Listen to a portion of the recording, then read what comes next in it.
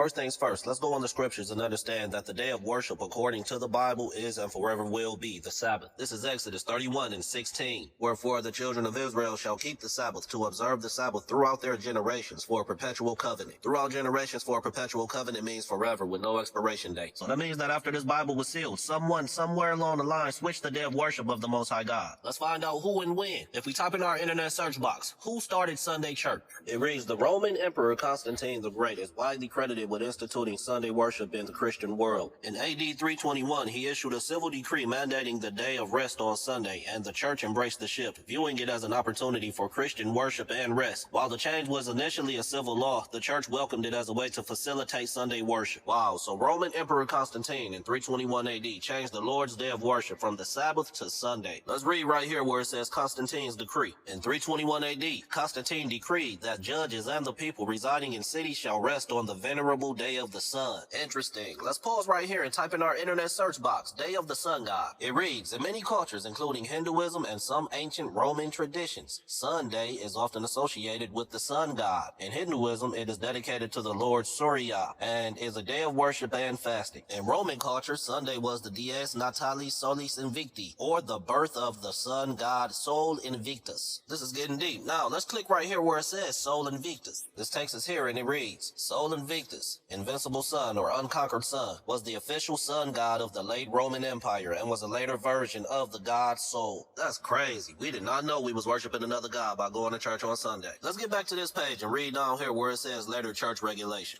It says the Council of Laodicea, a church council in the 4th century, that's the 300s, further encouraged Christians to observe Sunday as a day of rest and discouraged Sabbath observance. So we just read that Roman Emperor Constantine in 321 AD made Sunday their day of worship for their god Sol, the legal day of worship for the God of the Bible, and made the Sabbath illegal. Now let's go back to our internet search box and type in Hillel calendar history. It says the Hillel II calendar, a standardized Jewish calendar, was established in 359 CE by Hillel II, a Jewish patriarch. It replaced the previously used method of determining the lunar calendar based on direct observations of the new moon. So we just read that before Constantine and Hillel II, the previous way to keep track of time was by the observation of the new moon. With all of this understanding, let's read Isaiah 66:23. It reads, and it shall come to pass that from one new moon to another, and from one Sabbath to another, shall all flesh come to worship before me, saith the Lord. So if we make Sunday our day of worship, by default, we are breaking the first and fourth commandment. First commandment, thou shalt have no other gods before me. We are participating in the day of worship of the Roman sun god, Sol Invictus. The fourth commandment, remember the Sabbath day to keep it holy. We are completely disregarding the Sabbath and worshiping on Roman sun god, Sol Invictus Day, as the Romans do. And with that, the Most High God of this Bible is not pleased. Peace, fam.